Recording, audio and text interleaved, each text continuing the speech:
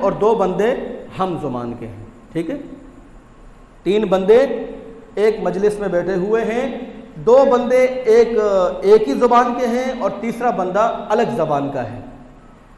اب کیا ہوتا ہے پتہ ہے؟ ہم اگر کوئی ایسی بات کرنا چاہ رہے ہوں کہ جو تیسرے کو سمجھ میں نہ آئے تو اپنی مادری زبان میں اس کے کان میں کہتے ہیں. بندے 3، ہم اس کو اپنے کان، جسے کہتے ہیں کھسڑ پھسڑ کرنا، کانا کھوسی کرنا، یعنی تیسرے کو سمجھ میں نہ آئے کہ ہم کیا کہہ رہے ہیں. یہ کیسا عمل ہے؟ اللہ کے رسول علیہ الصلوۃ والسلام فرماتے ہیں کہ اذا کنتم ثلاثا فلا يتناجي رجلان دون آخر حتى تختلطوا بالناس اجل. جب تم 3 بندے بیٹھے ہوئے ہو تو تم اس لینگویج کا، اس زبان کا استعمال کرو جو تینوں کو سمجھ میں آ رہا ہو. اب یہاں پر الگ الگ زبان استعمال نہیں کی جا سکتی. تینوں بیٹھے ہوئے ہیں تو وہ 3 آپس میں اسی زبان میں بات کریں جو ان تینوں کو سمجھ میں آ رہی ہے.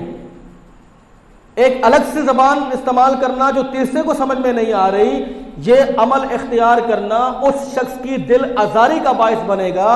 اس وجہ سے اللہ کے رسول علیہ الصلوۃ والسلام نے اس عمل سے منع کیا ہے.